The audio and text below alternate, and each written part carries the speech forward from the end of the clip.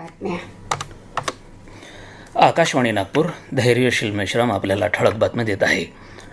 जागतिक सायकल दिनाचं औचित्य साधून नागपूर महानगरपालिकेतर्फे उद्या रविवार दिनांक 7 जून रोजी सकाळी 6:30 वाजता भव्य सायकल रॅलीचं आयोजन करण्यात आलं आहे. सेंट उर्सुला हायस्कूल मैदान इथून या रॅलीची सुरुवात होणार असून महापौर नीता ठाकरे आणि मनपा आयुक्त डॉक्टर विपिन यांच्या हस्ते हिरवी झेंडी दाखवून रॅलीची सुरुवात होणार आहे.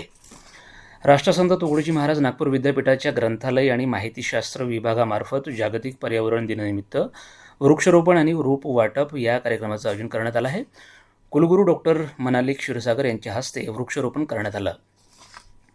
अमरावती महानगरपालिका आयुक्त वर्षा लड्डा यांच्या निर्देशानुसार शहरातील मालमत्ता कर थकबाकीदारांविरुद्ध सुरू असलेल्या विशेष वसुली मोहिमेचा एक भाग म्हणून आज मध्य झोन क्रमांक 2 अंतर्गत राजापेठ परिसरात मोठी वसुली कारवाई करण्यात आली.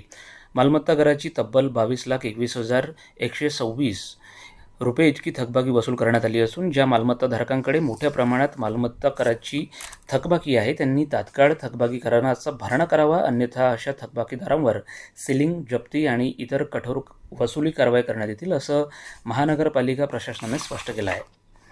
18 वर्षाखालील मुलांच्या आशिया चषक हॉकी स्पर्धेत भारताने यजमान जपानचा 4-1 असा पराभव करत तिसऱ्यांदा सुवर्णपदक पटकावलं, तर भारतीय महिला संघानं दक्षिण कोरियाला 3-0 पराभूत करून कांस्य पदक पटकावलं आहे. हवामान. नैऋत्य मोसमी पाऊस आज तळ कोकणात दाखल झाला. साधारण 20 जूनपर्यंत राज्याचा सर्व भाग मोसमी पाऊस व्यापेल असा अंदाज हवामान शास्त्र विभागाचा आहे. तर उद्या विदर्भातील सर्वच जिल्ह्यामध्ये तुरळक ठिकाणी विजांच्या कडकडाटासह तुरळक पावसाची शक्यता नागपूरच्या प्रादेशिक हवामान केंद्रानं व्यक्त केली आहे. याबरोबर हे ठळक बातमीपत्र संपलं. यापुढील ठळक बातमीपत्र उद्या सकाळी 10:58 विविध भारतीवरून प्रसारित केलं जाईल. नमस्कार.